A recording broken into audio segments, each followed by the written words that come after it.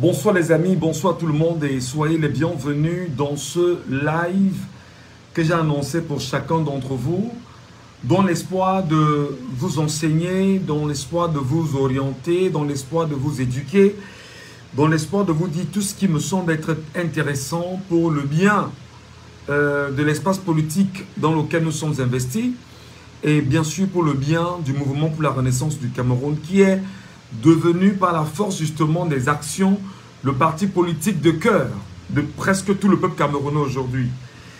J'ai d'ailleurs mentionné que nous parlerons ce soir de l'histoire politique du Cameroun et pour quelles raisons est-ce que vous devriez soutenir le mouvement pour la renaissance du Cameroun. C'est vrai, je vous l'ai très bien dit dans un précédent live que rien ne m'empêchera de faire la propagande du MRC. Rien ne m'empêchera de promouvoir le professeur Maurice Kamto. Rien ne m'empêchera bien évidemment d'éduquer mes compatriotes sur la trajectoire, sur, je vais dire, le chemin qu'ils doivent prendre pour le bien du Cameroun. Je pense qu'il est important, et plus qu'important, que loin des partis politiques, loin des formations politiques, que les Camerounais qui nous regardent sur les réseaux sociaux, un temps soit peu s'arrêtent et se posent des questions évidentes sur pourquoi est-ce que moi je dois soutenir un parti politique? Pourquoi est-ce que moi je dois soutenir le MRC? Pourquoi est-ce que moi je suis derrière le professeur Maurice Kamto? Pourquoi est-ce que je soutiens cette formation politique? Qu'est-ce qui m'amène à y adhérer? D'ailleurs, parmi nous, il y en a qui sont des militants des partis politiques et il y en a qui sont des sympathisants des partis politiques. Et sur la question, bien sûr, du militantisme, c'est pour ceux qui ont compris le bien fondé de l'existence d'un parti politique, mais surtout c'est pour ceux qui ont compris la trajectoire, l'idée et l'objectif visé par ce parti politique face à l'ensemble des problèmes auxquels le peuple peut être confronté. Maintenant, les sympathisants, c'est des gens qui sont à distance, qui sont loin, ou du moins qui sont proches, mais ne sont pas engagés avec une carte de militant. Et lorsqu'on n'a pas une carte de militant, et qu'on apprécie les actions d'un parti politique, et qu'on accompagne ce parti politique, on est tout au moins un sympathisant de ce parti politique, parce qu'en réalité, on peut être utile pour ce parti politique lors des échéances électorales, à savoir l'élection municipale, l'élection législative, l'élection présidentielle, et même les élections sénatoriales, voire même les élections régionales au Cameroun. Je voudrais donc ce soir me permettre, sans être un donneur de leçons, dire à mes compatriotes camerounais pourquoi je demande aux uns aux autres de soutenir le mouvement pour la renaissance du Cameroun, professeur Maurice Kamto. C'est vrai, beaucoup me donnent une étiquette de journaliste qui ne devrait pas avoir de parti pris.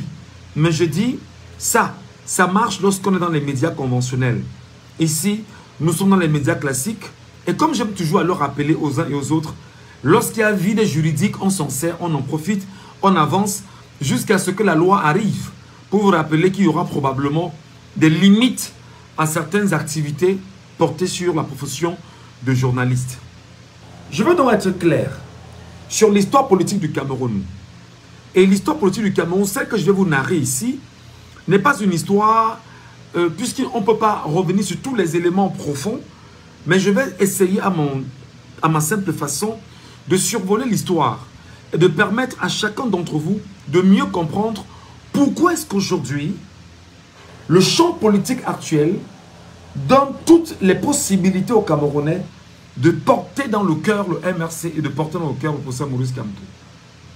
Ceux qui ne sont peut-être pas de la formation politique du MRC, vous êtes libre de me renvoyer des critiques constructives pour qu'on puisse en débattre, mais je reste tout à fait objectif, ouvert pour que nous puissions bien faire les choses. Je sais en même temps que des lives comme ceci où on va éduquer des gens, on sera très peu nombreux. Parce que les gens n'ont pas la capacité d'écouter des lives aussi instructifs. Des gens aiment bien quand il y a Congo ça, quand il y a ci, quand il y a ça. Donc, pour le peu de personnes, là déjà en ce moment abonnés, bien qu'on ait commencé avec quelques minutes de retard, je vous prie vraiment de partager pour que nos compatriotes soient eux aussi au courant et mettez ça sur vos pages, mettez dans les comptes Facebook, taguez des gens ici pour que nous puissions discuter avec eux et leur donner des itinéraires aussi intéressants pour leur vie. Si jamais autour de vous, il y a quelqu'un que vous avez tenté de convaincre et qui n'a jamais été audible à la conviction que vous voulez lui apporter, dites-lui simplement, je te tape, viens qu'on en débatte un peu, viens qu'on écoute un peu, sans te renfermer. Ouvre un peu l'éventail de ton cœur, de ta tête, de ton être et trouve des éléments ici qui pourront justement te permettre soit de valider ou d'invalider la trajectoire portée par le professeur Maurice Kamto aujourd'hui. Les chers amis, l'histoire du Cameroun est une histoire assez profonde et extrêmement difficile. Je ne vais pas revenir sur l'histoire de Rodolphe Douala, Douala Mangabel. Je ne vais pas revenir sur son histoire, qui a été une histoire assez sombre quand même. Je vais commencer par les années 1945. 1945, il y a ici à Douala exactement, à Bonabéry, des travailleurs du chemin de fer, des Camerounais exactement, qui se plaignent des conditions de travail à eux imposées par l'administration coloniale française de l'époque. Ils se plaignent et ils estiment qu'ils sont sous-payés, ils sont mal payés, ils sont maltraités et ils ne sont pas contents et engagent bien sûr une grève. On est en septembre 1945. Et le 28 septembre 1945, je pense bien parce que la grève commence le 15 septembre, le 28 septembre 1945 exactement, la France coloniale va s'engager effectivement à tuer des centaines et des milliers de Camerounais engagés effectivement dans cette revendication. Et la France va dire qu'il n'y a eu que 30 morts. Dans cette perspective, les Camerounais commencent à réfléchir profondément sur comment se débarrasser de la France qui est arrivée en sauveur au moment où nous avions cru bon de lui céder de l'espace après l'occupation allemande au Cameroun. Et dans cette perspective, effectivement, c'était assez difficile pour les Camerounais qui, n'ayant pas des armes, n'ayant pas des armes conventionnelles pour mener des guerres fondamentales contre l'administration coloniale au Cameroun. Voilà donc en 1948, le 10 avril 1948, avant, des Camerounais s'asseyaient dans des bars à Douala, un peu de partout. Chaque soir, lorsqu'ils rentrent de leur boulot, de leur rencontre, ils sont dans des bars, ils discutent de la situation politique du Cameroun, comme c'est le cas en ce moment au Cameroun, où tout le monde discute de la situation politique du Cameroun et de l'avenir que nous voulons pour le Cameroun. Je vais faire justement le lien entre les années 1940, 50 au Cameroun et 2025 actuellement au Cameroun. Des gens rentrent de leur boulot à partir de 1945, à chaque fois discutent des conditions de vie qu'ils ont au Cameroun et du comment est-ce que la France colonisatrice, entre guillemets, tutrice entre autres, s'emploie à imposer aux Camerounais des données qui n'arrangent pas ces Camerounais. Ils discutent, ils parlent, ils essaient d'analyser et cherchent des voies et moyens pour libérer le Cameroun. Je redis, pour libérer le Cameroun, mais surtout pour donner au Cameroun un statut tout à fait normal. Déjà, faut-il le mentionner, le Cameroun est divisé en deux. Un côté du Cameroun est entre les mains de l'administration coloniale française et une partie du Cameroun est entre les mains de l'administration britannique au Cameroun. Les Camerounais donc discutent de comment ramener leur pays, comment unifier leur pays, qu'est-ce qu'ils peuvent faire pour que ces gens qui sont arrivés chez eux et qui les ont morcelés s'en aillent et leur donnent l'occasion et leur laissent justement se retrouver comme c'était le cas avant sous l'époque allemande. C'est ainsi qu'en avril 1948, une dizaine de Camerounais se retrouveront dans un bar à Douala, le bar café chez Sierra, et ces Camerounais se retrouveront pour discuter effectivement de la création d'un parti politique qui s'appelle l'Union des populations du Cameroun. Si vous voulez, l'Union population camerounaise, en abrégé l'UPC. Et l'UPC, à la base, a en son sein des acteurs qui ont déjà été dans une action syndicale, parce que l'UPC également était beaucoup plus dans l'action syndicale. Il faut rappeler que ceux qui y étaient avaient déjà un lien avec la CGT en France, et qui, justement, en 1948, ils sont partis justement sur l'ensemble des revendications qui posaient déjà dans les milieux syndicaux pour la création exactement de l'UPC qui, croyez-moi, madame, messieurs, est probablement le parti politique le plus important de l'histoire politique du Cameroun. Je pars donc de l'UPC sur l'histoire politique du Cameroun pour vous amener à comprendre exactement pourquoi aujourd'hui, soit c'est l'UPC, soit c'est le MRC, mais pendant qu'on y est, l'UPC étant morcelé par le régime ojulatiste au pouvoir au Cameroun, le parti politique le mieux représenté, porté par les Camerounais, s'appelle le MRC. Je vous donnerai des arguments tout à l'heure, mais surtout je vous dirai pourquoi est-ce qu'il faut porter ce parti politique et l'accompagner fondamentalement. Alors, en 1948, effectivement, le parti politique du PC naît. Les acteurs vont de l'avant, ils se battent justement. Et lorsqu'ils arrivent, le jour même où ils vont créer le parti, il y aura, en interne, ils vont choisir leur premier secrétaire général de ce parti politique. Pour deux ou trois raisons. Il s'appelle bien sûr Ruben Oum-Niobé. La première raison, c'est que Ruben Oum-Niobé est un homme extrêmement intelligent. D'ailleurs, c'est un ancien instituteur. Deuxième raison, c'est qu'il maîtrise le droit international. Troisième raison, c'est que c'est un excellent orateur. Et sur ces éléments-là, il décide donc en interne au niveau de l'UPC de porter Ruben Oum-Niobé comme étant leur secrétaire général. Et c'est justement avec lui que les actions vont commencer à être menées au niveau des Nations Unies pour appeler bien évidemment la France à quitter le Cameroun et appeler bien sûr à ce qu'on a reconnu comme étant exactement le combat politique d'une libération du Cameroun par le biais des Nations Unies. Souvenez-vous, mes chers amis, que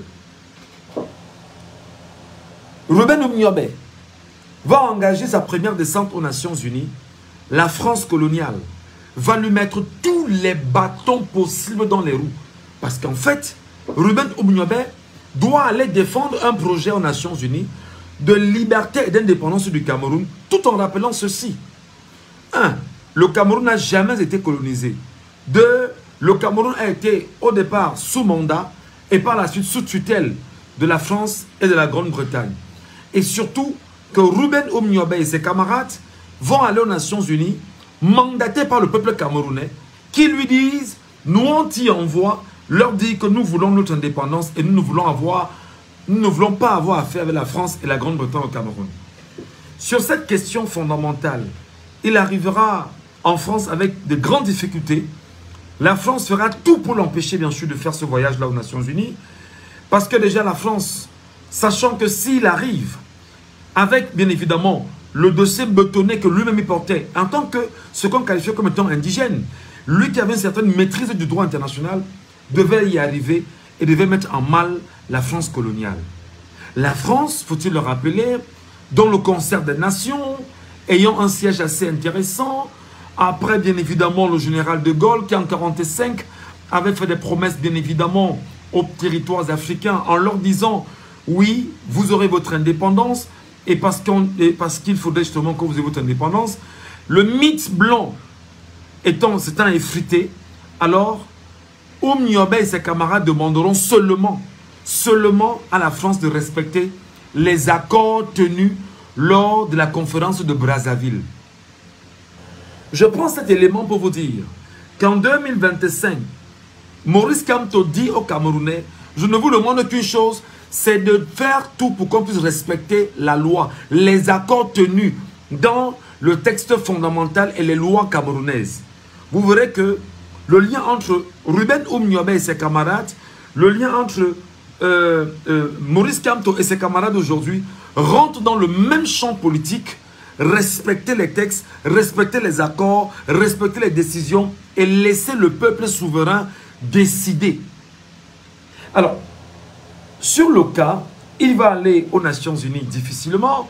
Arrivé aux Nations Unies, effectivement, la France va tout mettre en place pour rappeler aux Nations Unies que, comme vous voyez, l'UPC au Cameroun est un parti communiste et n'a rien à voir avec ce qu'on peut qualifier comme étant un parti adossé aux valeurs des Nations Unies.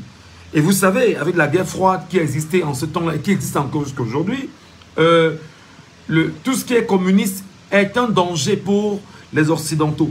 Et tout de suite, les Occidentaux ont donc fermé les yeux, surtout les Nations Unies, surtout l'ONU, qui a fermé les yeux complètement sur les revendications portées par Ruben Oum-Niobé aux Nations Unies. Une fois donc arrivé, il va faire un ensemble de voyages aux Nations Unies, des voyages qui vont se solder par, permettez qu'on puisse le dire de façon péremptoire, un certain rejet réel de la volonté indépendantiste camerounaise et bien évidemment la volonté d'une réunification de l'État du Cameroun, portée bien sûr par les Camerounais eux-mêmes. La France se rendant compte effectivement que la demande est forte et incessante. En 1955, il y a un ministre français des Outre-mer qui doit effectuer un voyage au Cameroun. Il y a la guerre qui se mène exactement au niveau de l'Algérie, parce qu'il faut rappeler, à un moment donné, avec l'UPC, ils ont réalisé qu'il fallait qu'ils puissent avoir une branche armée de l'UPC pour faire entendre la voix des Camerounais vis-à-vis de l'armée coloniale française. Et Dieu seul sait comment les UPCistes ont pu négocier pour avoir des armes et pour pouvoir se défendre en leur temps, à leur époque, et bien évidemment avec ce qu'ils avaient. Souvenez-vous donc de l'ANLK qui existait, l'armée nationale du Cameroun, qui existait et qui avait des armes. Non seulement ces Camerounais se battaient autant qu'ils pouvaient, d'ailleurs parce qu'il y avait une formation militaire portée par l'UPC. En 1955, donc, on se rend compte que le monde entier n'est pas au courant de la sauvage guerre tenue par la France coloniale qui se mène au Cameroun. D'ailleurs, Mesmer, l'un des truands france-africains envoyés au Cameroun, arrivera avec un objectif, c'est de tout faire pour mettre hors d'état de nuire des gens comme Ruben Omniobé et surtout éteindre la formation politique, l'UPC et tous les acteurs qui se seraient exactement alliés à l'UPC. Je vous ai dit, j'ai fait le lien entre l'UPC et le MRC. Aujourd'hui, souvenez-vous, l'un des projets qui est en train d'être caressé par le régime actuel de Paul Barthélemy Gabi-Vondor, c'est de tout faire pour interdire les activités du MRC en ce moment au Cameroun, ayant déjà arrêté, pendant qu'on y est, Olivier Bibou-Missa, ayant arrêté des acteurs comme Professeur Foguet, Pascal Zamboué et d'autres leaders et d'autres penseurs bien sûr du MRC. Alors, on est dans le même schéma des années 1950 au Cameroun. Alors, il se trouve donc que avant que Mesmer n'arrive au Cameroun, Roland Pré était déjà au Cameroun et il a voulu négocier avec Omniobé. Omniobé a dit, niet, tout ce qu'on te demande c'est de partir du Cameroun afin que nous, Camerounais, nous puissions réunifier notre pays. Je rappelle que lorsque le MRC est né en 2012, effectivement, avec une politique qui vise à libérer les énergies au Cameroun et permettre bien sûr qu'il puisse avoir une croissance économique fondamentale camerounaise portée par les Camerounais et surtout pour qu'il puisse avoir une paix retrouvée dans les deux Camerouns, ce sont les mêmes projets de l'UPC que le MRC semble à la vue des faits actuels au niveau du Cameroun. Et sur cette question puissamment intéressante, alors il se trouve que l'UPC en son temps ne sera pas écouté, les leaders seront systématiquement assassinés, d'aucuns vont s'enfuir parce qu'en réalité, la France coloniale au Cameroun, avec l'aide des locaux, comme c'est le cas encore aujourd'hui au Cameroun, où un parti politique est en train de se battre à dire qu'il faut absolument qu'il puisse avoir une indépendance au Cameroun libérale, complète et totale, les mêmes Camerounais, certains Camerounais s'arrangent à rappeler effectivement que non, nous ne voulons pas de liberté du Cameroun, ça ne date pas d'aujourd'hui. Parce que le Camerounais est le problème à ses propres problèmes. Revenons sur l'histoire. Lorsque, en 1955, Mesmer décidait donc de suspendre, d'effacer l'UPC de la carte du Cameroun, malheureusement, il fait une suspension administrative. L'UPC continue ses activités. L'UPC continue d'exister. L'UPC dit, nous on va exister. Et l'UPC est dans le cœur de tous les Camerounais. Je reviens au Cameroun.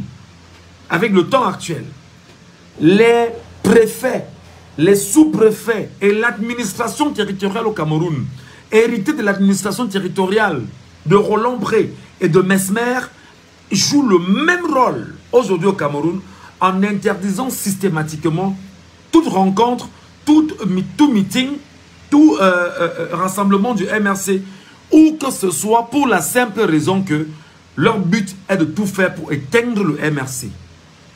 On avance justement.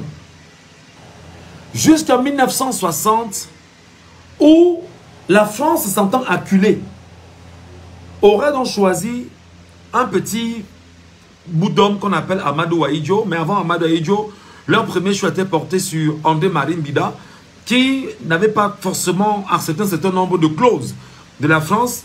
D'abord, il fallait être un Tchélé.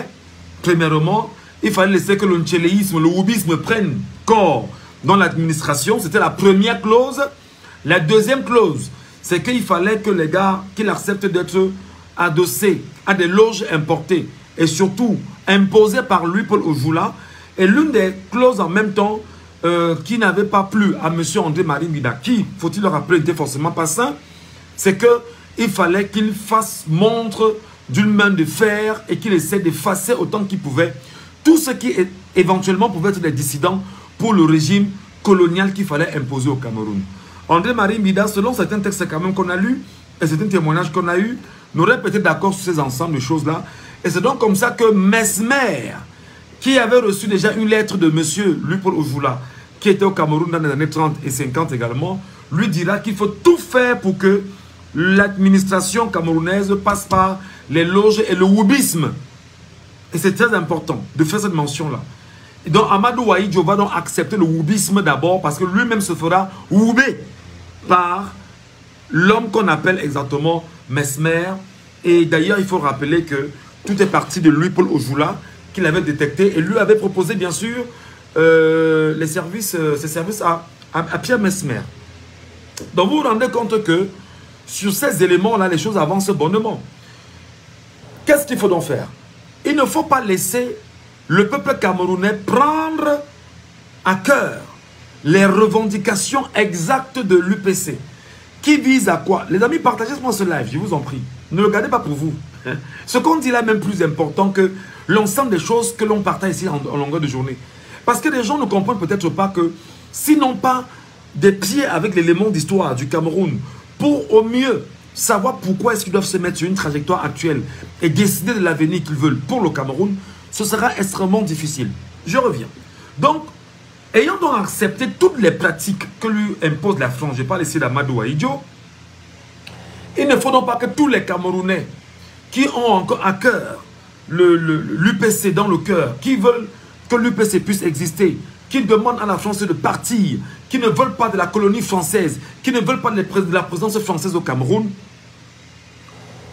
la technique française est de tout faire pour placer dans un homme qui viendra vous dire que vos désirata, ce que vous demandez, ce que vous souhaitez, je vous le donne et je négocie cela avec l'administration coloniale française et je vous le donne.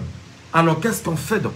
L'administration coloniale française ayant beaucoup d'argent, ayant beaucoup de moyens, ayant des hommes et tout ce qui passe avec, justement, va mettre tout ce qu'il faut comme batterie au niveau des médias à l'époque pour informer l'opinion camerounaise que Amadou Ahidjo, qui va se battre à plaider pour l'indépendance du Cameroun, lui aussi ira aux Nations Unies dans un montage bien fait avec la France pour dire que le peuple camerounais l'a mandaté de venir également demander l'indépendance du Cameroun aux Nations Unies, sans vous dire qu'en réalité, il y avait déjà à la base ce qu'on a qualifié comme étant les accords secrets de la France-Afrique que Amadou Ahidjo, le woubiste, avait choisi de signer fondamentalement avec la France et en cachette surtout, sans en dire mot aux Camerounais. Donc vous comprenez que Ahidjo, que l'on croit comme étant un saint aujourd'hui, était un truand, un homme extrêmement dangereux pour, je vais dire, le Cameroun à sa base. Amadou Ahidjo va revenir des Nations Unies et en 1960, on va proclamer exactement l'indépendance du Cameroun. Et en 61, Amadou Ahidjo, avec bien évidemment les accords, je vais dire l'accompagnement de la France-Afrique, effectivement, et même la France, va donc tout faire pour qu'il puisse avoir en octobre 61 l'indépendance également de la zone anglophone au Cameroun et les négociations vont être donc engagées. Les négociations donc seront engagées en vue effectivement d'amener Les Camerounais qui, dans leur cœur, avaient porté le projet de l'UPC, d'abord de réunification du Cameroun, ensuite de l'indépendance du Cameroun, qu'est-ce que la France a fait? La France, en symbiose avec les Nations Unies, et surtout la Grande-Bretagne, s'arrange d'abord à céder ce qu'ils appellent l'indépendance du Cameroun ou des Camerounais, avant de passer effectivement à la réunification des deux Camerouns. Ce qui était totalement contraire à l'objectif porté par les pères UPCistes en leur temps. Ceci va se passer jusqu'en 72, où on va assister effectivement à ce qu'on appelait la réunification du Cameroun, l'unification du Cameroun effectivement en 72 au Cameroun, et qui sera bien sûr martelé par des symboles, des statuettes, etc. pour pouvoir montrer que oui, le Cameroun l'a eu. Bref, vous connaissez l'histoire. Où est-ce que je veux donc vous amener, mes chers amis? Ce que je veux vous amener, c'est que le régime d'Amadou Ahidjo n'a jamais été un régime tendre avec l'UPC. Le régime qui succède à Amadou Ahidjo a plutôt dépiécé l'UPC. Je redis en français facile. Le régime d'Amadou Ahidjo, c'est-à-dire qu'Amadou Ahidjo a tout fait de son temps pour effacer l'UPC, mais n'a pas pu. Et non seulement il n'a pas pu effacer l'UPC, parce que dans le maquis, il y avait encore un homme qu'on appelait le camarade Émile, en la personne de Ernest Ouandjé, qui pendant 10 ans a tenu tête, bien évidemment, à l'armée coloniale française au Cameroun, est tenue par des acteurs camerounais, tenue par des militaires camerounais, parmi lesquels Edouard Etondekoto, qui étaient des jeunes gradés, bien sûr, de l'armée, des gens comme les Pierre Semengue, qui étaient des tout premiers formés, issus de l'école Saint-Cyr en France, et c'est eux qui devaient tenir l'armée coloniale française au Cameroun après le départ, entre guillemets, maquillé de la France. Alors, pendant plus de 10 ans, il y a eu effectivement c'est-à-dire que des tueries en ont plus fini sous Amadou Ahidjo. Amadou Ahidjo était un sanguinaire, c'est-à-dire qu'un homme qui n'avait pas de cœur en réalité. Je vous dis, l'histoire d'Amadou Ahidjo n'est pas encore été racontée. Parce qu'on sait qu'en ce moment, il y a des séquelles. Il y a une difficulté entre le régime actuel qui ne veut pas qu'on parle d'Amadou Ahidjo.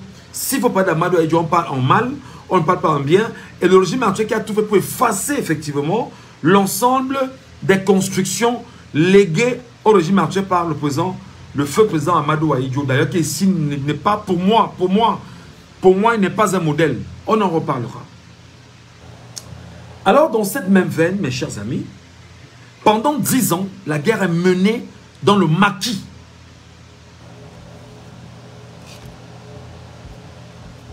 La guerre est menée dans le maquis.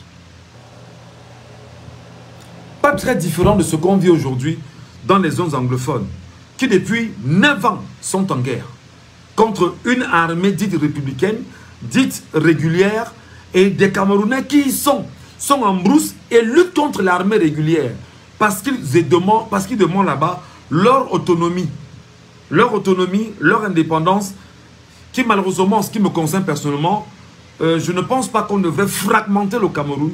On devrait plutôt rappeler à nos compatriotes de ce côté que non, le Cameroun a toujours été un et indivisible. Ce ne sont que les approches occidentales qui sont venues nous morceler. Et que ces occidentaux font tout ce qui est de leur possible pour fragmenter le Cameroun.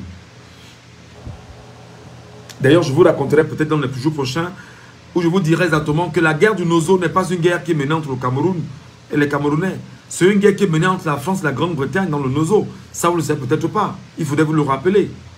Le Nozo, là, en ce moment, c'est une guerre qui est menée par la Grande-Bretagne qui s'est rendue compte de la filouterie française. Et la France qui a tout fait pour franciser la zone anglophone. La Grande-Bretagne s'est rendue compte qu'elle n'avait pas d'armée là-bas, comme étant une certaine colonie britannique. Alors, c'est donc levé par des voies sibyllines pour trouver le moyen d'attaquer effectivement les positions françaises là-bas. Et c'est donc comme ça que certains chargent exactement les compatriotes camerounais de ce qu'on appelle l'Ambazonie pour leur dire luttez contre vos terres, ne laissez pas les Camerounais du Cameroun francophone venir vous envenimer ici parce qu'ils se sont rendus compte de la supercherie française. Vous souvenez-vous que Le Drian a été lui aussi l'un des acteurs majeurs de cette situation en zone anglophone, en demandant aux industriels français d'aller investir en zone anglophone et de tout faire pour franciser la zone anglophone. Qu'on francise ou pas, nous sommes au Cameroun. Le Cameroun est un et indivisible. Donc, que ce soit Bamenda ou Bouya, c'est tout le Cameroun. Et d'ailleurs, le Cameroun a été longuement éventré à tous les niveaux. On n'a plus qu'un bout de terre aujourd'hui. Mes chers compatriotes, le live que je vous fais ce soir, c'est de vous dire, ceux qui ne comprennent peut-être pas pourquoi est-ce qu'il faut s'engager en politique, doivent l'intégrer aujourd'hui. L'UPC, jusqu'en 71, le camarade Émile sortira de la brousse, va lui-même se livrer. Je parle ici de Ernest Ouandjé. Lui-même, il s'est livré. À Mbanga, il va voir son camarade qui est un instituteur avec qui ils ont fait les formations d'instituteurs. Et il lui demande de l'amener, bien sûr, à l'hôpital parce qu'il avait une plaie au pied. Et son camarade, ayant peur, estime que si je te conduis à l'hôpital, et quand il voit, on va me taxer de subversif. Et on m'a même dit que je suis complice, on risquera justement de me pendre ou de me fusiler sur la place publique. Et il s'accorde. Et il lui dit, mon frère, je préfère que je te rende. Et c'est comme ça donc que, malade, il va donc se rendre. Il va se rendre, même comme il y a une version aujourd'hui qui est erronée, comme quoi il était allé voler le manioc dans un champ, machin, des bêtises, en fait. Bref. Lorsque Amadou Ahidjo, en 71, va orchestrer l'assassinat public d'Ernest Ouandjé, Amadou Ahidjo sait exactement que il est moins intelligent que Ernest Ouandjé et moins intelligent que tous les pères fondateurs de l'UPC. Mais surtout, Amadou Ahidjo saura que tous les Camerounais ont à cœur l'UPC et ne portent en rien à cœur l'UC ou l'UNC créé par Amadou Ahidjo. Je rappelle, pour ceux qui ne savent peut-être pas, aujourd'hui, vous devez l'intégrer. Le tout premier parti politique dans lequel Amadou Ahidjo a milité s'appelait l'UC. L'UC est ce premier parti politique créé en 52, je pense bien, ou en 51, 52, si ma mémoire est bonne là-dessus. Lorsque l'UC donc est créé, le tout premier président de l'UC s'appelle André-Marie Mbida et son vice-président s'appelle qui? Amadou Ahidjo. Et qui crée l'UC? C'est Louis-Paul Ojula. Cher peuple camerounais, écoutez-moi très bien. Chaque Camerounais doit faire sa part à son niveau. J'ai fait ma part d'éduquer, d'orienter, d'encadrer et de dire la vérité à mon peuple qui doit savoir pourquoi il doit s'engager en politique. L'UC donc est créé par Louis-Paul Ojula. Il met la tête de l'UPC, de l'UC, André-Marie Mbida. Et à côté, Louis-Paul Ojula a créé d'autres partis satellites à l'UC, parmi lesquels, j'oublie seulement le nom. Et il y a un autre parti politique qu'on appelle aussi l'UPC à l'époque. Donc un UPC bis, créé par André-Marie Mbida. Pourquoi? Parce qu'il fallait créer ce qu'on appelle des partis satellites au BDC, qui était le même parti politique de Louis-Paul Ojula. Parce que lui ayant créé le BDC, du BDC est né l'UC, de l'UC est né l'UNC, et de l'UNC est né le RDPC. Ça fait 75 ans que cette donnée politique existe, mes chers compatriotes.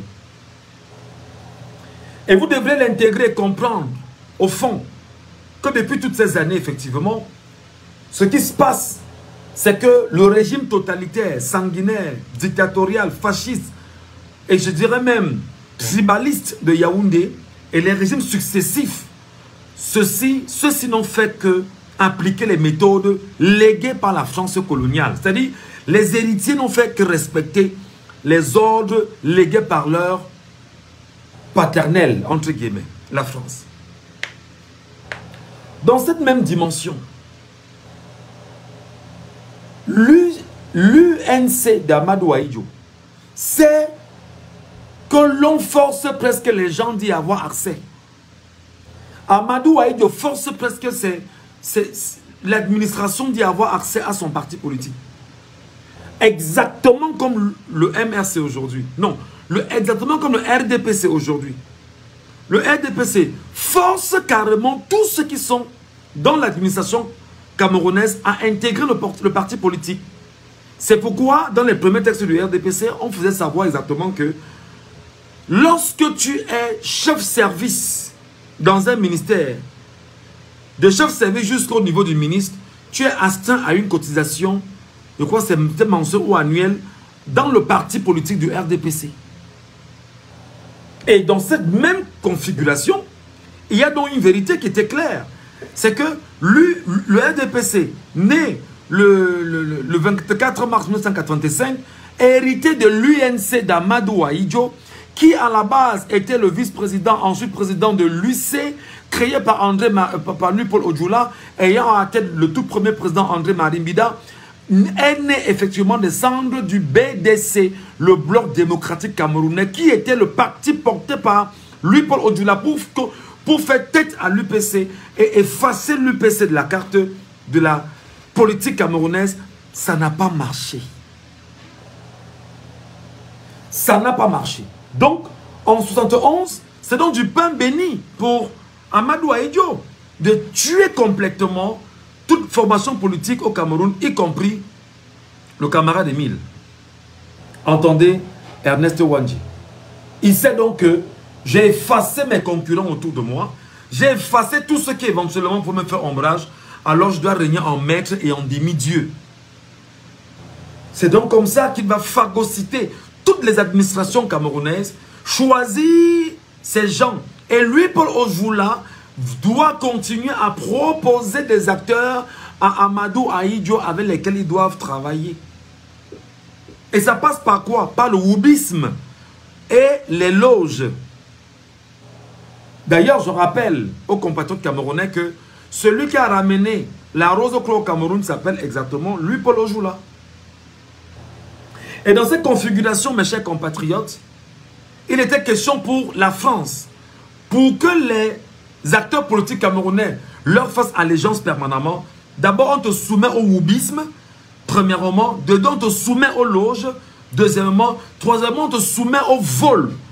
Quatrièmement, on te soumet justement à une éducation de barbare, de sauvage, où tu dois travailler avec bien évidemment une logique de torturer et de faire du mal aux autres.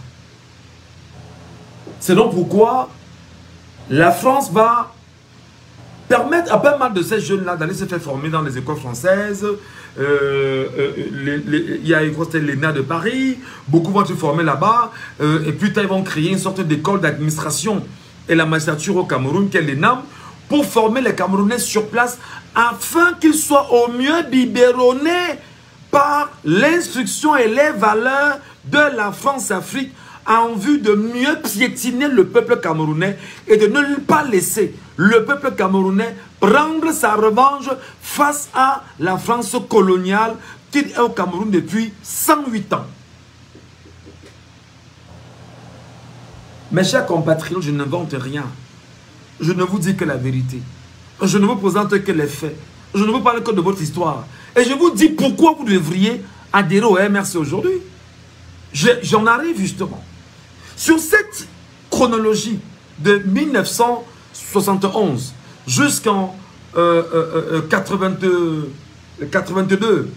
lorsque le président Amadou Ahidjo est obligé de quitter le pouvoir, il a régné en maître. Il a régné en maître, il a régné en Dieu, il a régné en tout-puissant. Il décidait de la vie de qui il voulait, quand il voulait, comme il voulait. Il a fait régner la terreur à un niveau incroyable. Et vous imaginez donc que celui qui était son dauphin était à ses côtés pour mieux apprendre des techniques et des logiques pour mieux tenir la trajectoire et faire ce qu'il avait lieu de faire une fois que le régime serait, enfin que le président ne serait plus aux affaires. Vous réalisez donc que 1982, le président Paul Biya prend les rênes du pays. Lorsqu'il prendra exactement les rênes du pays, qu'est-ce qui va se passer? Il va hériter de la France coloniale tout ce qu'elle a laissé entre les mains d'Amadou Ahidjo. Entre autres, les accords de la France-Afrique. D'abord, entre autres, le woubisme qui n'a jamais combattu au Cameroun. Jamais. Jamais on l'a entendu dire non, on va combattre le woubisme. Si tant il est vrai qu'une fois, lors d'une interview en France, Il a dit que les futures générations sauront quoi faire. Que pour le moment, au Cameroun, n'en parle pas encore. Mais jamais il n'a combattu le roubisme au Cameroun. Jamais il n'a combattu la monnaie française, le franc CFA, au Cameroun. Jamais il n'a combattu les entreprises françaises au Cameroun. Non. Jamais, mais alors jamais, tout était mis en place pour qu'il puisse hériter exactement de tout ce que la France coloniale a légué à Amadou Waïdio. Là, nous sommes en 1982. 1982, les amis, l'opposant Paul Biya arrive au pouvoir.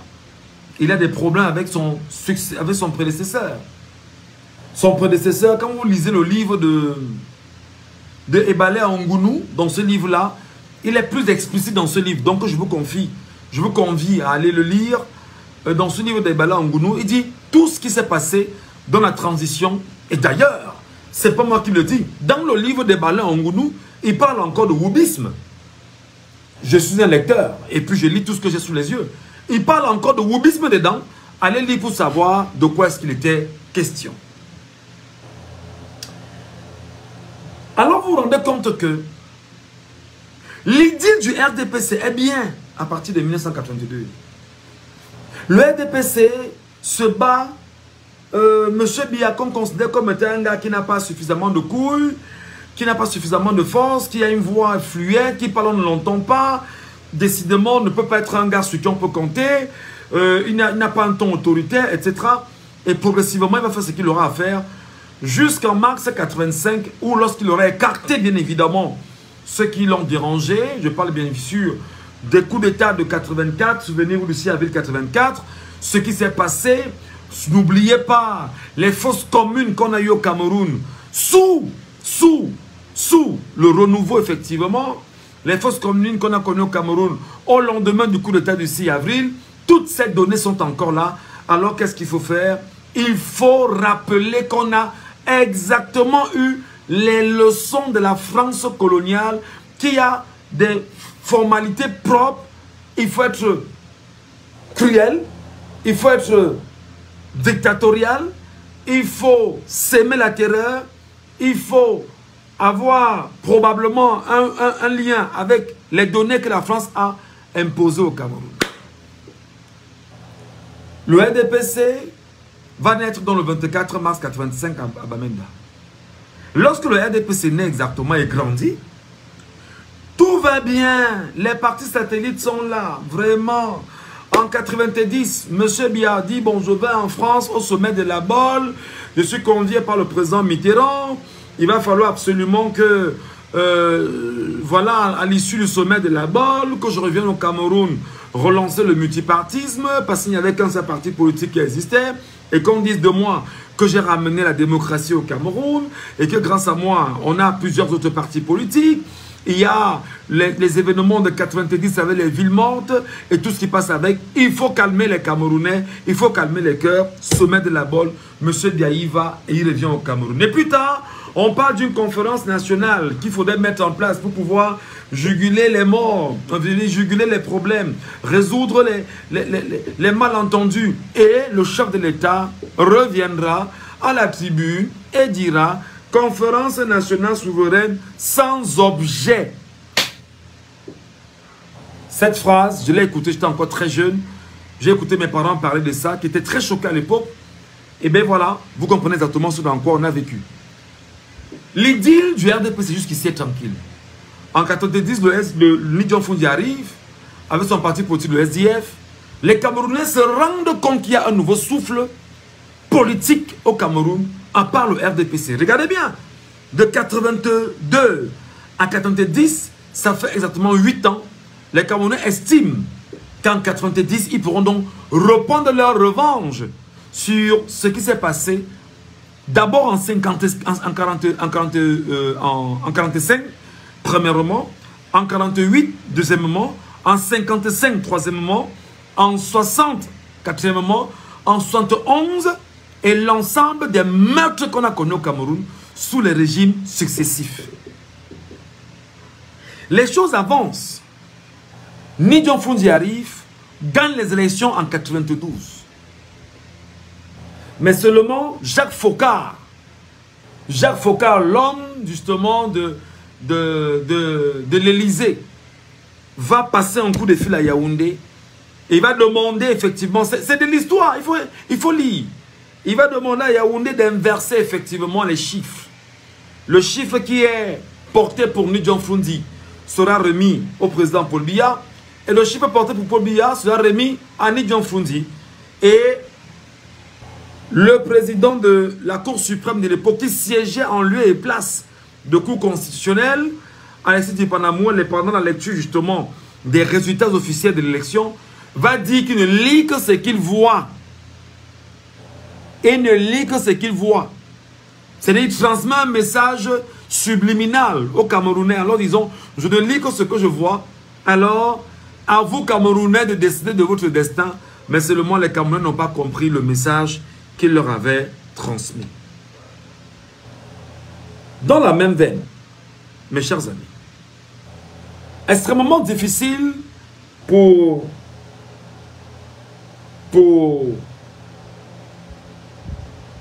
Nidjon Fundi de revendiquer sa victoire.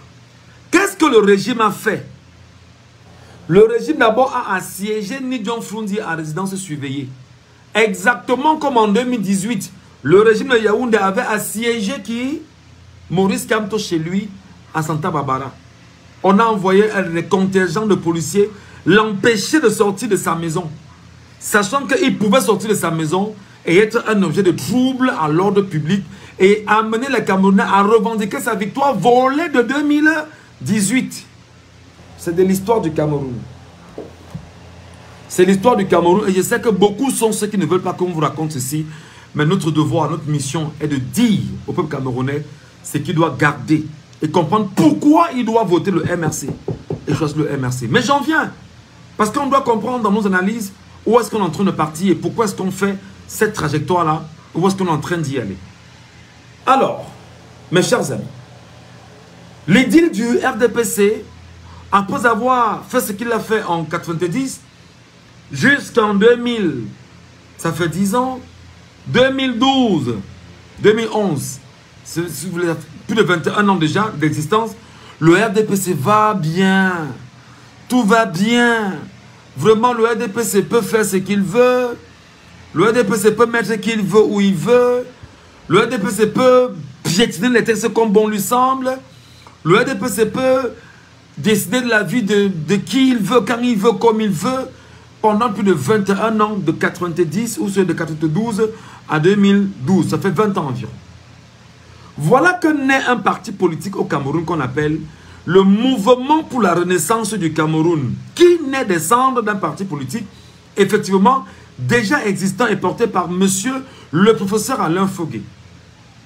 Dans une certaine logique, c'est-à-dire que dans une confiscation du pouvoir RDPC, pas mal d'enseignants camerounais ne sachant pas comment se délivrer du RDPC, pas mal de chercheurs, pas mal d'acteurs de la société civile veulent absolument avoir, on va dire, une certaine liberté, mais du point de vue démocratique, sans passer par des violences, amener des gens à être conscients de leur avenir. Voilà donc comment certains veulent créer une sorte de mangeoire. Certains veulent créer une sorte de mangeoire en fondant un nouveau parti politique qui devrait être une sorte de parti politique qui devrait mettre mal à l'aise le RDPC. Et par la suite, lorsque les enveloppes devaient sortir, ils devaient donc se partager ces enveloppes. Ils arrivent dans le MRC avec cette idée. Heureusement que, en allant chercher le professeur Maurice Kamto pour le ramener dans cette formation politique, il leur dira, les gars, ce n'est pas la trajectoire là-bas. Ce n'est pas ce qu'il faut faire.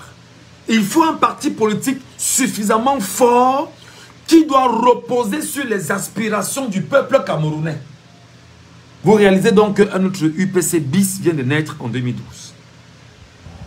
Des gens comme les Mathias Eric Owonangini, ils sont très nombreux qui étaient dans cette formation politique, se rendront compte effectivement que l'idéal porté par l'homme qui a été coopté dans cette formation politique, qui est le professeur Maurice Kamto, c'est de dire ça ne sert à rien de chercher un parti politique qui ne pourra pas être porté par les Camerounais eux-mêmes en vue de renverser les tendances politiques imposées par le RDPC. Voilà comment naîtra les premières idées du MRC et les textes vont commencer par s'écrire. Et il le rappellera. C'est un combat qui sera long, mais qui doit avoir un aboutissement certain. 2011, M. Biya n'est pas éligible pour l'élection de 2011. En 2008, avant, il fait modifier la constitution de 2008, qui fait de lui effectivement le chef de tout, en tout, partout, pour tout. Il décide de tout. Il est chef partout. Chef suprême des armées, chef de l'État, c'est lui qui nomme les ministres, c'est lui qui... C'est-à-dire qu'il est chef partout, partout. La constitution donne justement de choisir qui sera à la tête de l'Elections Cameroun, qui sera à la tête bien évidemment du Conseil constitutionnel, c'est lui qui décide. Il est partout. C'est donc pourquoi je dis aux Camerounais que vous devrez écouter ceci. Le RDPC, entendez, Rassemblement démocratique du peuple camerounais, est né des cendres de l'UNC, l'UNC d'Amadou Ahidjo, qui était le père spirituel en toutes choses de M. Paul Biya, et lui-même, Amadou Ahidjo, avait pour père spirituel et tout ce qui allait avec, lui, Paul Ojula, qui avait créé le BDC, et du BDC est né l'UC. De l'UC, on est passé à l'UNC, et l'UNC, on est passé au RDPC. Ça fait 75 ans que l'esprit de ce parti politique existe au Cameroun. Et là, en 2011, exactement, la jeune crème, la fine crème de l'intelligence camerounaise, portée par des enseignants, des technocrates au cœur du MRC, décidait donc d'en découdre avec le RDPC. Les problèmes du RDPC commencent. Le MRC est en train de grandir. Les gens de partout se rendent compte qu'il y a une nouvelle formation politique au Cameroun et qui est en train de faire bouger les lignes. Le MRC est attaqué. Mais surtout, l'une des choses qui a fait la force du MRC, c'est le fait que le professeur Maurice Kamto, d'abord, ayant gagné haut la main la presqu'île de Bakassi, ayant gagné haut la main, je dis qu'il a même travaillé seul dedans. Joseph Owona n'était pas dedans. Joseph Owona était un piètre homme qu'on avait mis de côté parce qu'il a tenté de voler certaines choses. Il a tenté de détourner l'argent. Et quand Kamto est arrivé, Kamto s'est rendu compte qu'il y avait trop d'argent qu'il fallait dépenser. Monsieur Kamto s'est arrangé effectivement à amener le chef de l'État à dépenser très peu d'argent par rapport à ce dossier Bakassi. Pourtant, les Joseph Owona, les Bipungou, les machins, ils avaient déjà mis en place un plan bétonné qui devait leur permettre de voler des dizaines de milliards à l'État du Cameroun pour la question de la presqu'île de Bakassi. Voilà donc où la détestation fondamentale et foncière de Joseph Owona commence sur Maurice Kamto. D'ailleurs, qu'on va lui dire à lui d'aller chercher un cabinet, comment dire, un avocat en France qui doit gérer effectivement ce dossier Bakassi. Lorsqu'il arrive en France, on lui dit, mais on a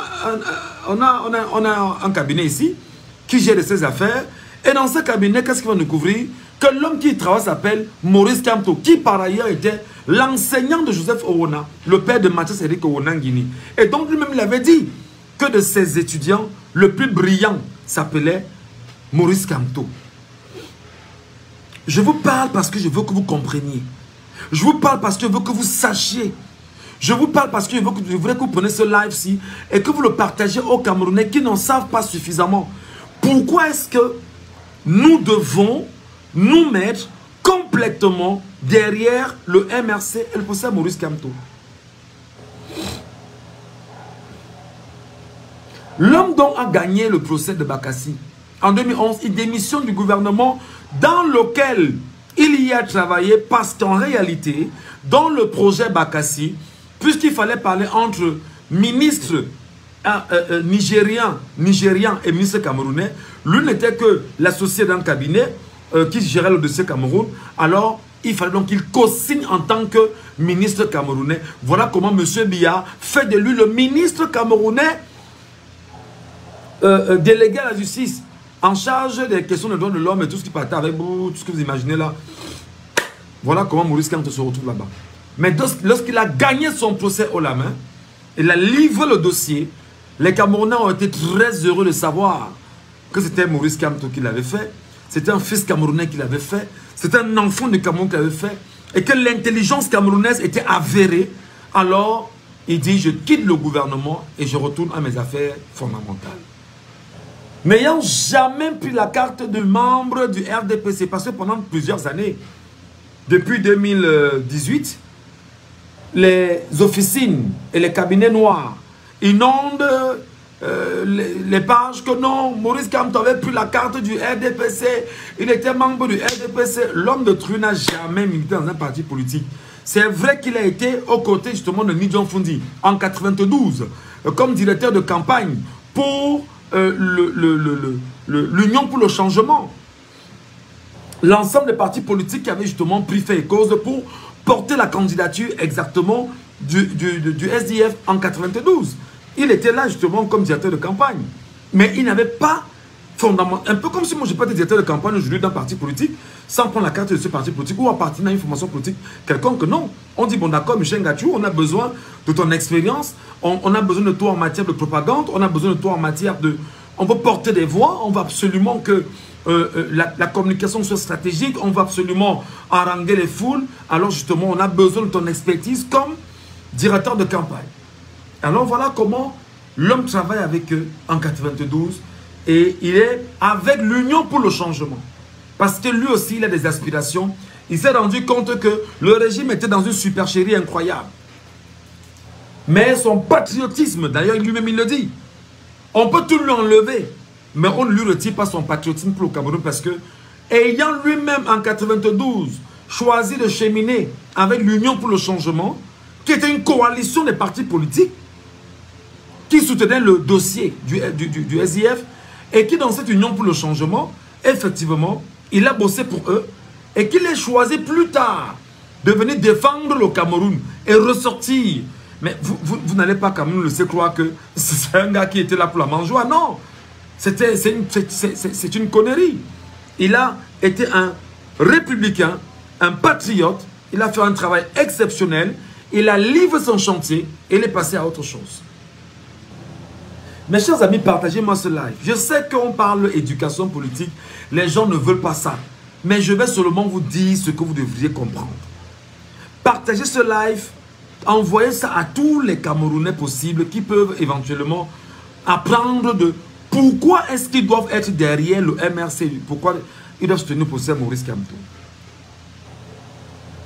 Le MRC va poursuivre sa croisade.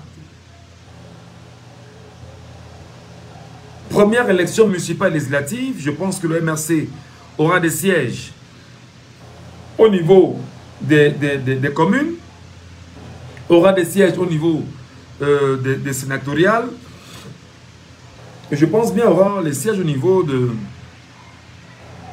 Je pense avec des sièges, un siège, je pense bien, à l'Assemblée nationale, si je me trompe, je peux me tromper. On est en 2012. Les choses commencent. Le parti va à l'élection, obtient des sièges, et comme la loi l'autorise pour être candidat à l'élection présidentielle, il faut avoir en interne tout au moins des élus. Ils ont donc des élus parce qu'ils ont choisi de procéder par le canal d'une élection municipale et législative et ils ont eu donc des sièges avec des élus. 2018 arrive, mes amis, écoutez-moi très bien.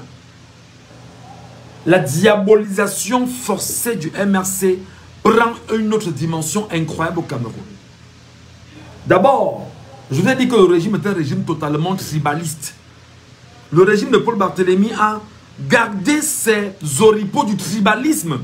Parce que tous ceux qui entourent le chef de l'État sont des tribalistes foncièrement parlant. La preuve, ce sont ses frères de ces localités qui gèrent ce qu'on appelle tous les postes stratégiques du Cameroun. C'est d'ailleurs consigné dans un ouvrage qui a fuité sur les réseaux sociaux en 2020 sur la conservation du pouvoir par le régime via RDPC, de père en fils. Pourquoi donc vous devez soutenir le MRC? Parce que le MRC porte encore en lui aujourd'hui les gènes, de l'indépendance du Cameroun. La garantie, c'est quoi? Maurice Kamto, président de la République du Cameroun, reposera sur la table la question de l'indépendance du Cameroun. Il nous a dit à Paris récemment que lorsqu'il est élu en octobre prochain, la première rencontre qu'il aura, ce sera avec ses frères du nord-ouest et du sud-est Cameroun. Il portera un projet auprès de ses compatriotes camerounais. Parce que nous devons être indépendants. Et je vous dis déjà sur cette fin, la communauté internationale, connaissant la force de frappe en matière de droit international et la maîtrise du droit international par Maurice Kamto, craint effectivement que l'exacerbation de la guerre dans les deux régions anglophones contre le Cameroun francophone, effectivement, sa présence seulement va ramener la paix dans les deux parties camerounaises. Et sa seule présence sera le motif fondamental de l'unité réelle et surtout foncière du Cameroun. C'est pourquoi Paris vous a dit qu'il est, le garant de l'unité foncière du Cameroun. Il vous l'a dit à Paris qu'il est le garant de l'unité foncière du Cameroun. Beaucoup ne l'ont pas compris. Elie Lobé allait en France parler de foncier. Il parle de l'unité foncière. Je suis le garant de l'unité foncière du Cameroun. Il accepte donc, il dit donc à Paris que lorsqu'il sera élu en octobre prochain, la première sortie qu'il fera sera en direction du nord-ouest et du sud-ouest pour dire à leurs frères il a un projet. Et dans ce projet, mes amis, on peut spéculer. Il faut remettre sur la table de façon fondamentale les écrits de l'histoire du Cameroun. Et là, nous croyons donc qu'avec le professeur Maurice Kamto, il y aura un truc qui va se faire. Comment la Grande-Bretagne et la France, qui sont les vainqueurs de la guerre de 1914 à 1918, aient choisi tous les deux de morceler le Cameroun sur quelle base? Alors, le droit international doit se dire, et on a renégocié ce droit international pour penser les plaies du Cameroun et redéfinir fondamentalement les superficies du Cameroun pensées par les Camerounais des deux Camerouns unis. Dans la même veine, il faut donc qu'on s'entende. Les éléments de la tripartite doivent être reposés sur la table. Les négociations des accords de Fumban, on doit réen parler. D'ailleurs, M. Biya, président de la République du Cameroun, était, souvenez-vous, aux côtés de deux autres Camerounais. Il était rapporteur des assises de Fumban. Il connaît ce qu'il faut faire pour résoudre le problème anglophone. Il le sait. Donc, l'une des premières garanties du professeur Maurice Kamto, c'est que, étant la garantie de l'unité foncière du Cameroun, il va nous ramener exactement là-bas, sur cette question-là. Parce que de façon foncière, nous devons être unis au Cameroun. Nous n'avons aucun droit d'être désunis. Et que chacun dise que je pense à moi, je pense non, il n'y aura pas ça. Deuxième chose, on va réécrire l'histoire du Cameroun. On va réécrire l'histoire du Cameroun. On va la réécrire fondamentalement parce que la commission Ramondi est venue faire récemment avec Paul Biya. C'est une connerie. Une pure connerie. Les écrits de Ramondi. Il dit mais une pure connerie. On va me demander si je suis historien. Il dit c'est une pure connerie parce que l'histoire a été galvaudée, effacée et la vraie histoire du Cameroun est écrite mais n'a pas encore été rendue publique. Et il va falloir qu'on rende publique cette histoire. Maurice Kamto étant le garant de l'unité foncière du Cameroun, doit ramener et rapatrier les corps de l'ancien président Amadou Ahidjo. Maurice Kamto étant le garant de l'unité foncière du Cameroun, doit se battre pour qu'on fasse le deuil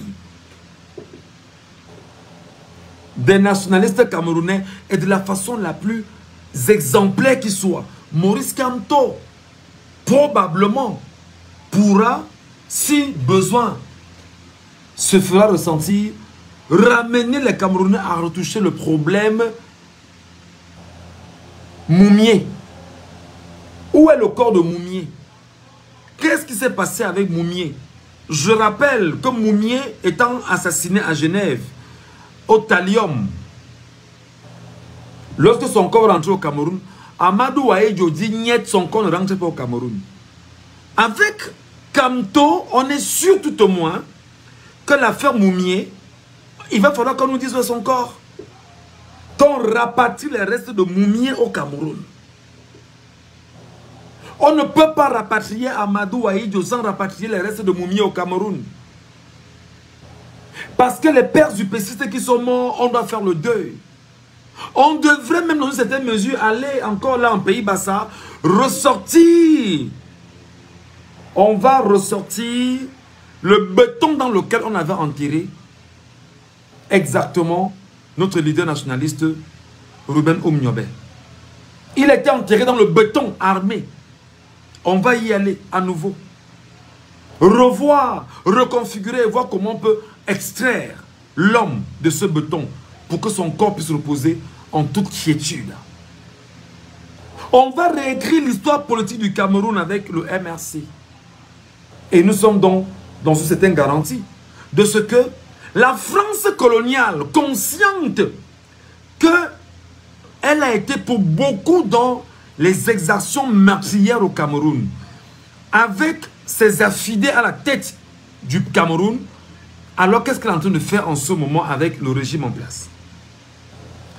Il y a donc deux factions en ce moment au niveau de la présidence de la République. Je vous donne des informations claires. Et il y a une faction qui est pro-conservation du pouvoir au Cameroun. Et il y a une faction qui est pro-changement de l'homme. Mais on conserve le système france-africain. Pendant qu'à l'extérieur, avec le MRC, on veut effectivement un changement radical, total et surtout libérer le Cameroun. Vous comprenez donc, mes chers amis, que la quête de ce qui nous anime, c'est la libération du Cameroun. C'est l'indépendance du Cameroun. C'est la souveraineté du Cameroun. Et même la souveraineté monétaire qui fera débat. Mais croyez-moi, le débat autour de la souveraineté monétaire est un débat qui est assez difficile. Mais il va falloir qu'on puisse engager les démarches pour une réelle souveraineté monétaire. Maurice Kamto étant là-bas a salué, souvenez-vous, le 31 mai dernier, à Paris, l'Alliance des États du Sahel. Qu'est-ce qui vous dit que dans son libéralisme porté, est-ce qu'il ne souhaiterait pas lui aussi qu'il puisse avoir une liberté fondamentale des Camerounais? Moi, je suis de ceux qui pensent que, oui, les hommes politiques peuvent dire des choses. On lui donne une chance d'abord et il réussit. Je finis par un élément. En ce moment, le régime totalitaire et sanguinaire, dictatorial, fasciste et tribaliste de Yaoundé ne sait pas comment contenir les Camerounais qui risquent ces 3 semaines-ci ou ce mois-ci, entre le mois de juin et le mois de juillet, quand on aura convoqué le corps électoral, la période de l'étude des dossiers du MRC et des autres partis politiques au niveau du conseil électoral, alors, sachant qu'ils peuvent rejeter le dossier du MRC et qu'il y ait grabuge et que le pays parte en volo et que ceux qui ont siphonné les caisses de l'État du Cameroun payent le prix parce que chacun de l'endroit où il est sait qu'il y a des regards braqués sur lui. Ils ne savent pas exactement s'il faut laisser le dossier de Maurice Kamto passer, s'ils vont confisquer le dossier de Maurice Kamto par la suite. Et ils vous disent que l'État est un monstre froid. Et ils oublient que ce n'est plus l'affaire de l'armée camerounaise. C'est l'affaire du peuple camerounais qui contrôle même l'armée camerounaise aujourd'hui à travers ces hommes, à travers la fraternité et la fratrie. Et en rappelant bien sûr l'armée camerounaise que honneur et fidélité, c'est peut-être pour eux là-bas, mais quand tu auras fini, tu reviendras ici à la maison, on réglera ton compte en tant que fils de la famille. On est donc dans une dimension difficile en ce moment, au Cameroun, où le régime est en train de réfléchir sur est-ce qu'il faut donc laisser Maurice Kamto passer, aller le bloquer à l'élection présidentielle à venir, rien à faire parce que Maurice Kamto gagnera les élections haut la main, à la régulière. Ce qui s'est passé en 2018 ne se reproduira plus en 2025 parce que une seule chose que Maurice Kamto a dit aux Camerounais, surveillez. Oh oh. Surveillez. Surveillez. Et aujourd'hui, les Camerounais ont compris le message. Même si tout le monde n'est pas réveillé, mais pour ceux qui ont compris le message, ils vont d'une manière ou d'une autre coloniser ceux qui n'ont pas compris le message et on va surveiller. Les amis, pour ceux qui me regardent, bientôt je vais partir. Partagez ce live d'abord pour Maurice Kamto, pas pour Michel Ngachou. Pour vous qui êtes là. Partagez ce live pour Maurice Kamto, pas pour Michel Ngachou. Je fais ma part en tant que citoyen camerounais, en tant que journaliste, en tant que un homme qui est dans ses activités politiques. Partagez le live, les amis. Partagez ce live, les amis. Partagez-le.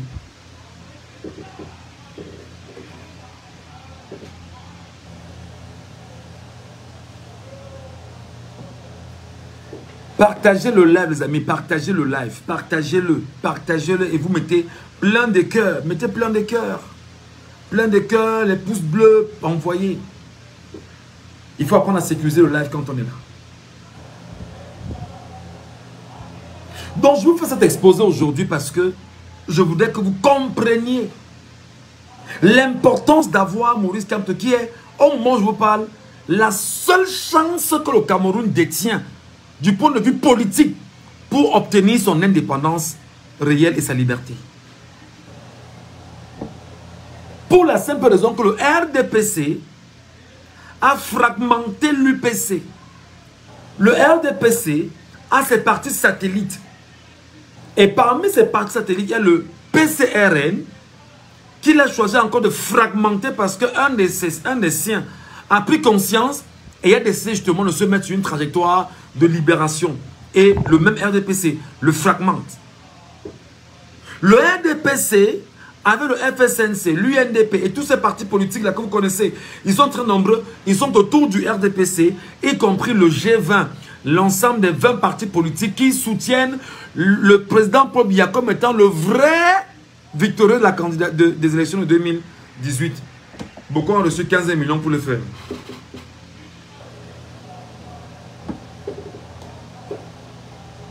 Mes chers amis, je sais que nous avons du chemin à faire.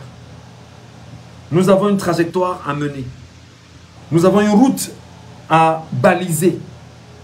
Notre travail, c'est de vous préparer psychologiquement. Je n'ai pas l'impression d'avoir la science infuse pour vous parler. Mais je pourrais redire ce que je vous dis là autrement, 10 fois, 5, 10 fois, 20 fois, afin que vous ayez le bon message. Parce que mon devoir maintenant, c'est de vous préparer psychologiquement, moralement, historiquement avec ce que je peux avoir. Pour que nous allions exactement en octobre prochain vers notre victoire. Notre victoire, c'est de rappeler à l'armée régulière que tu es en train de mourir dans le nozo.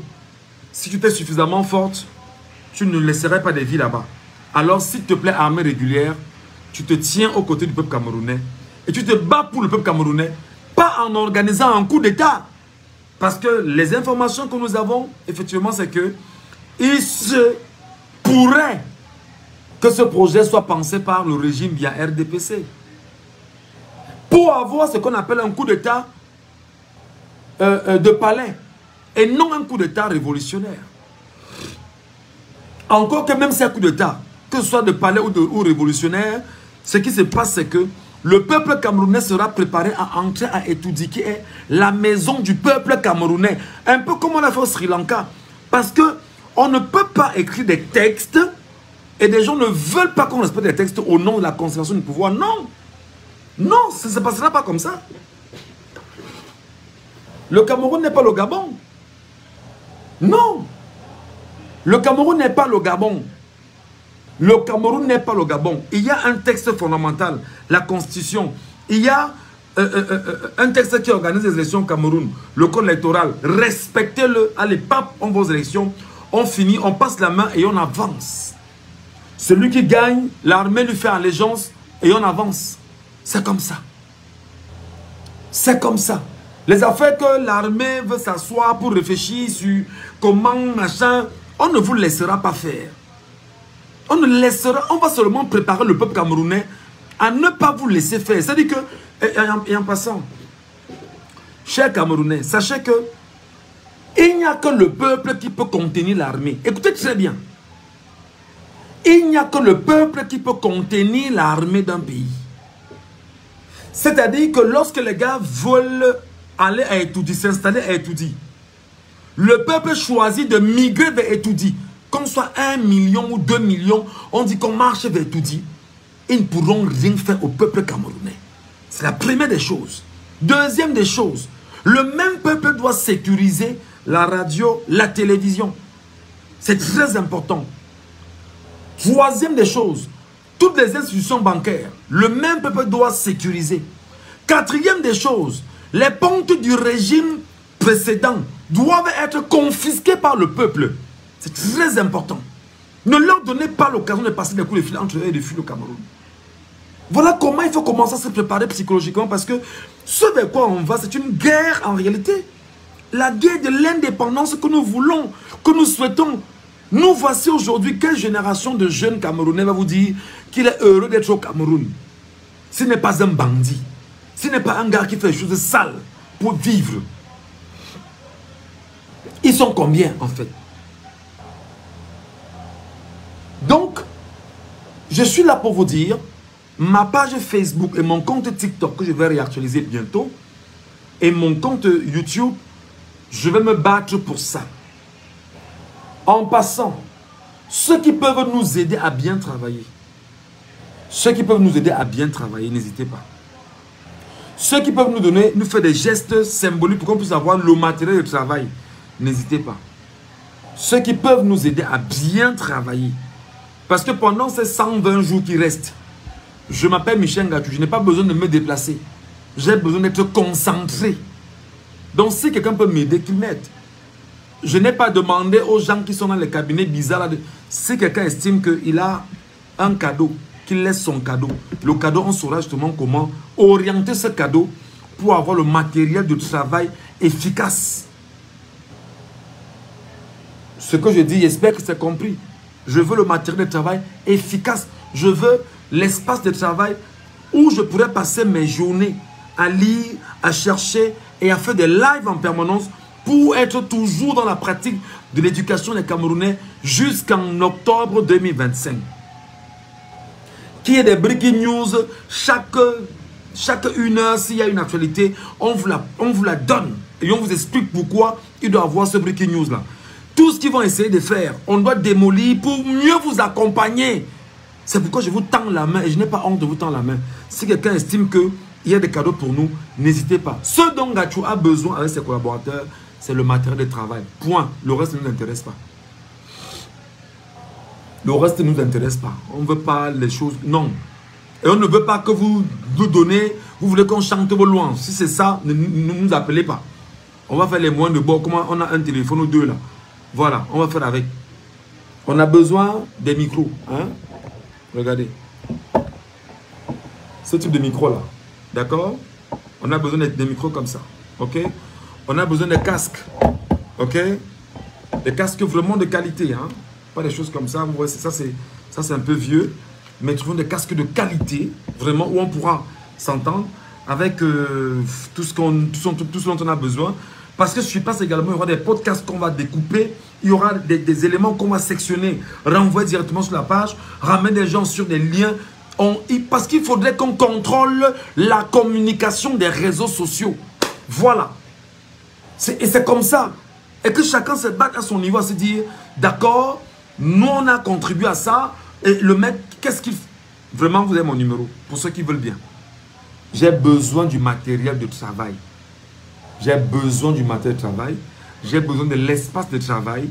Et dans mon espace de travail, j'ai besoin de rien d'autre que d'être concentré. Rien d'autre que d'être concentré. Seulement concentré. C'est-à-dire que lorsqu'il est 6 heures, je me réveille le matin. Je vous donne les premières informations de la nuit.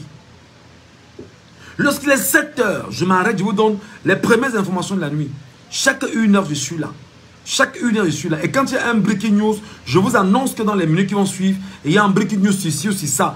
Avec la possibilité d'avoir effectivement des gens au téléphone et sur place qui soient capables de nous expliquer les profondeurs de ce qui se passe. Donc je pourrais faire mes journées devant mon téléphone. Ça ne me pose pas de problème.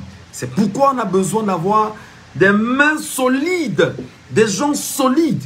On a besoin d'être un mur, le mur du peuple comme ça, pour pouvoir au mieux contenir la communication digitale et au mieux entretenir les Camerounais jusqu'à leur victoire en 2025.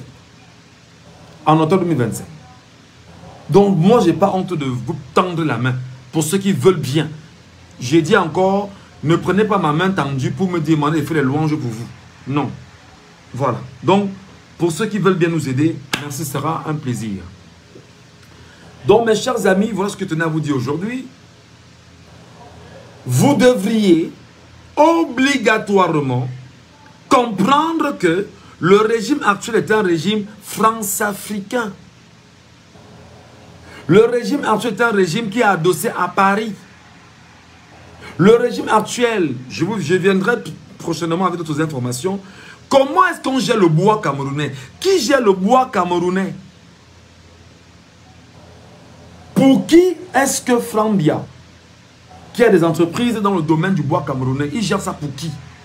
Je viendrai avec des informations. Qui sont ceux qui exploitent les mines d'or, de diamants dans l'est du pays? Qui sont ceux qui se sont attaqués à la bauxite du pays?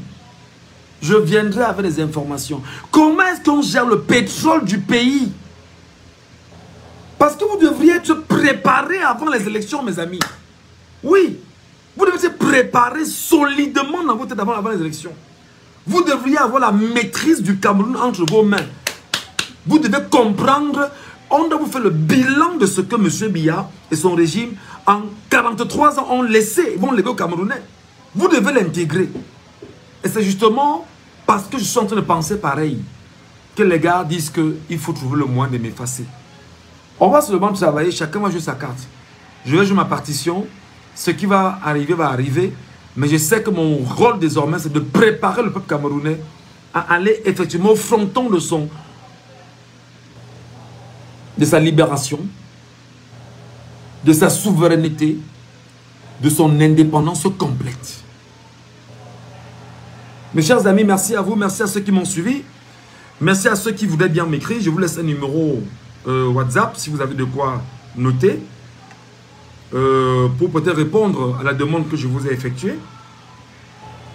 S'il y a de quoi noter, je vous réponds. Je